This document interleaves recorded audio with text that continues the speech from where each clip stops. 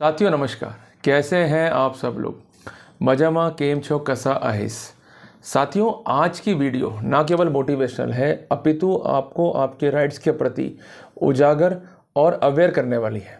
कई बार आपने देखा होगा कि जब आप लोग डिवोर्स लेते हो एक्स पार्टी, तो लंबे टाइम तक पत्नी कोर्ट में अपीयर नहीं होती है और उसके बाद अचानक से वो कोर्ट में अपीयर हुई, कोर्ट से कहती है कि जो ये डिक्री ली गई है डिवोर्स की, ये फ्रॉड है और मुझे जो है इस केस की नॉलेज नहीं थी और मुझे जो है सुनवाई का अवसर दिया जाए और मुझे पूरा सुना जाए।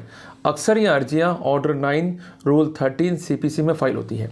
ऑर्डर 9 रूल 13 सीपीसी ये कहता है कि अगर किसी मामले में कोई जजमेंट या डिक्री हुआ है एक्स पार्टी और आपको सुनवाई का मौका नहीं मिला और आप कोर्ट को ये स्पष्ट करते हैं कि आपको कोर्ट के सम्मत नहीं थे और गलत रूप से जो है एक्स पार्टी ऑर्डर लिया गया है, तो इस सिनेरियो में कोर्ट आपको सुनेगा मेरिट्स पे और जो इम्प्यूट जजमेंट है या डिक्री है उसको सेट असाइड करेगा। गॉट द पॉइंट ना?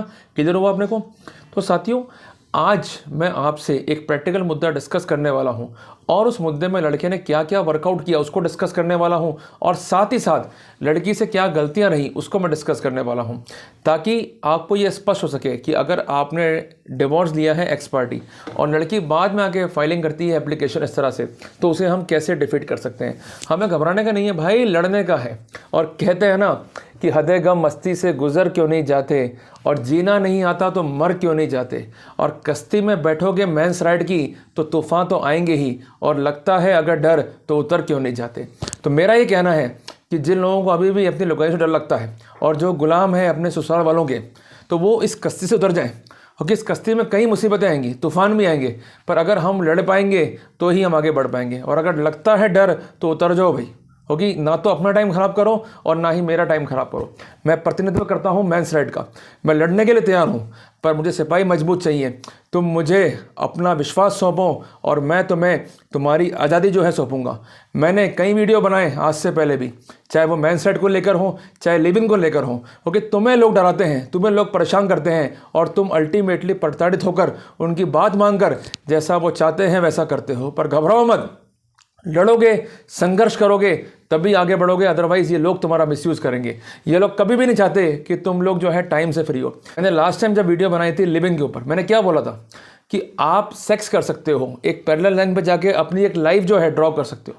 कई लोगों ने मेरी बात मानी, आगे बढ़ गए, पर कई लोग अभी भी इन निकम्मे लोगों का सानिध्य में है और उनकी बात माने हुए हैं और घबराए हुए हैं। तो वो घबराते रहें, मुझे कोई फ़र्क नहीं पड़ता, पर कम से कम अगर लाइफ में आगे बढ़ना है तो आपको एक पैरेलल ट्रैक तो क्रिएट करना ही होगा, अदरवाइज कोर्ट कचहरी में आपका सिर्फ शोषण ही शोषण होगा।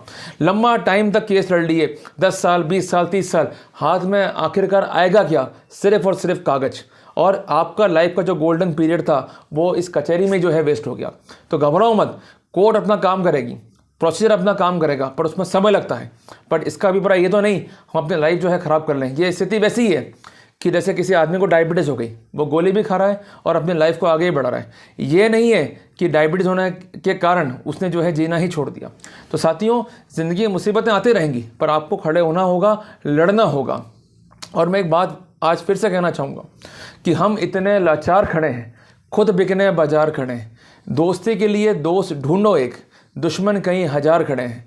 महलों में है कैद उजाले, गलियारे अंधकार खड़े हैं और सच की गर्दन झुकी हुई है, लेके सब तलवार खड़े हैं और हमें लूट के जाने वाले 7 समुंदर पार खड़े हैं। तो ये वही डकैत हैं, ये वही लुटेरे हैं जो तुम्हें भारत में लूट रहे हैं। इनका एक ही मकसद है, शादी करो और उसकी आड़ में जो है पैसे लूटो। तो तुम्हें इन्हें सबक सिखाना होगा। अगर नहीं सिखा पाओगे तो आगे आने वाली पीढ़ियां तुम्हें ही कोसेंगी। वो कहेंगी कि तुमने ये क्या कर दिया। अगर तुमने उस समय राजीनामे नहीं किए होते तो आज हम मेंस राइट का झंडा उठाकर मेंस राइट की बात कर कर एक स्वतंत्र जीवन जी रहे होते। तो मेरे भाइयों, खड़े हो जाओ। ये लड़ाई मेंस राइट की है, लड़ाई हमारी है, ये आने वाली पीढ़ियों की लड़ाई है। हमें लड़नी होगी और संघर्ष करना होगा। और ऐसा नहीं है कि कानून इनके साथ हैं तो ये जीत रही हैं। कितनी बड़ी विडंबना है कि कानून इनके साथ है, तब भी इनके दिमाग में डर है, क्योंकि मैं आपके साथ खड़ा हूँ। लड़ना पड़ेगा, मैं जगा रहा हूँ, और जगो, लड़ो और लीगली अपने आप को जो है स्टैंड लेके साबित कर दो कि यू आर करेक्ट। हमें लड़ना नहीं आता, जिसका फ़ायदा ये उठाते हैं। और साथ ही साथ जो हमें लड़वाने वाले हैं वो हमें ही बुज़दिल बनाते हैं, वो हमें डराते हैं। अरे नहीं यार, कानून तो लड़कियों के लिए भाई, कुछ नहीं रखा है। लड़की एक लाइन लिख देगी ना तो अपने को दिक्कत हो जाएगी। अरे नहीं होती भाई, अगर सच्चे हो तो दिक्कत नहीं होगी। और ऐसे कई मैंने केसेस देखे जहाँ लड़के लड़े, लीगल लड़े, टेक्निकल लड़े, लड़कियाँ बैकफुट पे थी।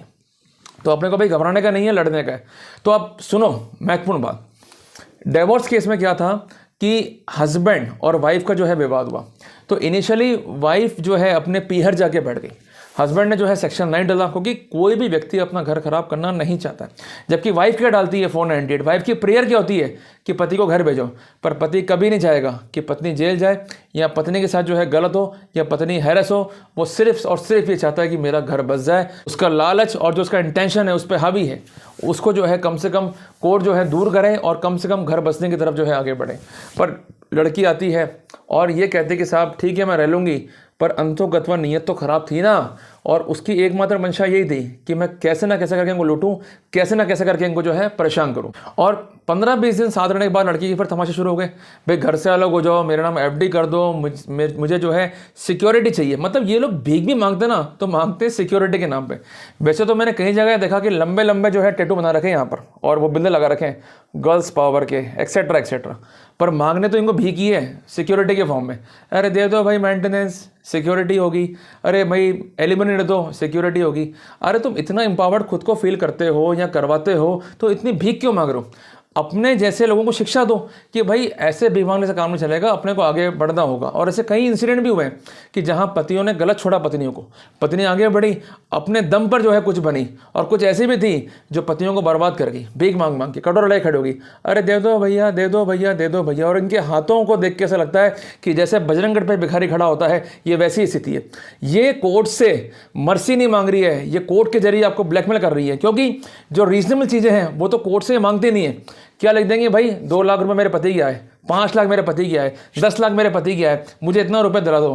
पर रियल जरा सोचो कि जब तुम्हारे भाइयों पे केस होते हैं तो तुम क्या बोलती हो? अरे नहीं भाई लड़कियां गलत होती जी, गलत केस करती है जी, अरे वकील साहब बचाओ मेरे भाई को। तो ऐसा मत करो भाई, वो भी किसी का भाई है, वो भी किसी का जो है बेटा है, तुम क्यों उसको हैरेस कर रही हो? भाई तुम्हारी नहीं जमती है अलग हो जाओ, पर इसका मतलब ये थोड़ी ना है कि हम जो है कानून का भेद खा के जो है लूटेंगे। तो कुल मिला के इस केस में ये हो रहा था कि लड़की जो है अपने घर जाके बैठ गई और अल्टीमेटली लड़के को जो है एक्सटॉर्ट करती रही।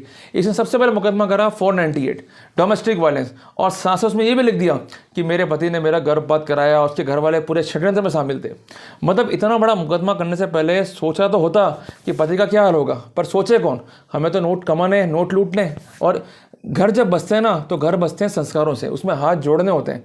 और जब घर टूटते हैं तो उसमें आरोप प्रत्यारोप होते हैं, ये उंगलियां सामने होती है, ये अंगूठा सामने होता है और ये नोट जो है गिन रहा होता है। तो ऐसा नहीं चलेगा भाई, घर बसाना है सही तरीके से चलो, घर नहीं बसाना है गेट सामने वहीं से रवाना हो जाओ। पर मेरा लड़का, मेरा मेंस राइट कभी भी नहीं झुकेगा ऐसे अन्याय के सामने। और वो भी इस केस में यही हुआ कि लड़के ने जो है फिर डिवोर्स पेश करा और पुलिस को सारी सच्चाई बताई। अल्टीमेटली पुलिस ने यह माना कि कोई भी अपराध यहाँ पर नहीं है और सिर्फ लड़के की हद तक चालान पेश हुआ 498 और 406 IPC का। इन द मीन वाइल जब डिवोर्स के नोटिस लड़के को गए तो उसने लिए नहीं, और नोटिस में एक ही बात लिखाई कि इस पते पे नहीं रहती है, किसी और पते पे रहती है। सम्मन जा रहे हैं, नोटिस जा रहे हैं, रजिस्टर्ड पोस्ट जा रहा है, पर सम्मन लेने को तैयार नहीं हो रही। अल्टीमेटली वो सम्मन जो है पब्लिश हुए अखबार के अंदर, तब भी लड़की जो है अपीयर नहीं हुई और अल्टीमेटली वो जो है एक्सपर्टी हुई और लड़के को जो है डिवोर्स ग्रांट हुआ। अब सुनो मजे की बात, जब ये डिवोर्स ग्रांट हुआ तो लड़की जो है एक पिटीशन कोर्ट में दाखिल करती है कि साहब मुझे तो नोटिस की जानकारी हुई नहीं, मुझे नोटिस के बारे में मालूम पड़ा ही नहीं। पर जब कोर्ट के सामने रियल पोजीशन आई कि जो नोटिस भेजे गए वो नोटिस जो है रिफ्यूज़ करवाए गए, ये लिखते हुए कि इस पते पे नहीं रहती, और जो केस डाल रही है वो रिसेंटली ऑर्डर 9 रूल 13 CPC का वो उसी एड्रेस से डाल रही है जिस एड्रेस पर ऑलरेडी उसने लिखा कि वो रहती नहीं है। तो कोर्ट ने यह माना कि सम्मन्स उसको सर्व थे, डेलिबरेटली उसने अवॉइड करा और अल्टीमेटली जो है उसने लड़के को जो है हैरेस करा। तो कोर्ट ने फैक्ट्स को, सर्कमस्टेंसेस को देखते हुए उसका जो है पिटीशन खारिज कर दिया। तो कहने की बात यह है कि आज हम लड़े नहीं, अपनी बात को रखे नहीं, तो होगा क्या, ये लोग हमारा दुरुपयोग करेंगे। पर लड़के ने अपनी बात को रखा, मजबूती से पक्ष को रखा और कोर्ट को कन्विंस किया कि अगर क्लेवर ड्राफ्टिंग है तो उस सिनेरियो में किसी भी रूप में कोई भी राइट्स को इन्फोर्स नहीं कर सकते। और रिसेंटली 2 ऐसे कानून हैं ऑनरेबल सुप्रीम कोर्ट के जिसमें यह स्पष्ट किया गया है कि अगर कोई ड्राफ्टिंग क्लेवर है और कॉज ऑफ एक्शन को बनाया जा रहा है तो ऐसे क्लेवर ड्राफ्टिंग को एंटरटेन ही नहीं करना चाहिए। तो कुल मिला के मैं एक बात कहना चाहता हूं कि अगर अपन फेयर हैं तो रिलीफ मिलेगा और फेयर नहीं है तो रिलीफ नहीं मिलेगा। तो ये बात एक रिसेंट एग्जांपल हमारे लिए भी सेटअप करती है कि जब हम कोर्ट में जा रहे हैं तो फैक्ट्स को रखें, फैक्ट्स का स्ट्रक्चर बिल्कुल प्रॉपर होना चाहिए और कोर्ट में अश्योर कर लें कि अगर आप डिवोर्स भी ले रहे हैं एक्सपर्टी तो लड़की ने जो है रिफ्यूजल कारण क्या दिए हैं, वो रिफ्यूज प्रॉपरली है या अनक्लेम्ड है या सम्मन्स पे क्या लिखा हुआ है। अगर उसी पते से वो दोबारा केस कर रही है डिग्री खुलवाने के लिए या जजमेंट सेटल करने के लिए, तो वो एड्रेस क्या वही एड्रेस है जिस पे ऑलरेडी जो है समन्स गए और उसको उसने जो है रिफ्यूज़ कर दिया। तो ये सारे आंसर अगर अफर्मेटिव्स में हैं तो लड़की किसी भी रूप में आपको चेज नहीं कर पाएगी। इस बात को जो है आप नोट कर लेना। तो हमें घबराने का नहीं है, सिर्फ लड़ना है, मजबूती से अपने पक्ष को रखना है, निश्चित तौर पर हम सफल होंगे ही होंगे। तो साथियों मिलते हैं अगले हफ्ते इसी दिन इसी टाइम इसी सेमिनार में। टिल देन जय हिंद जय भारत।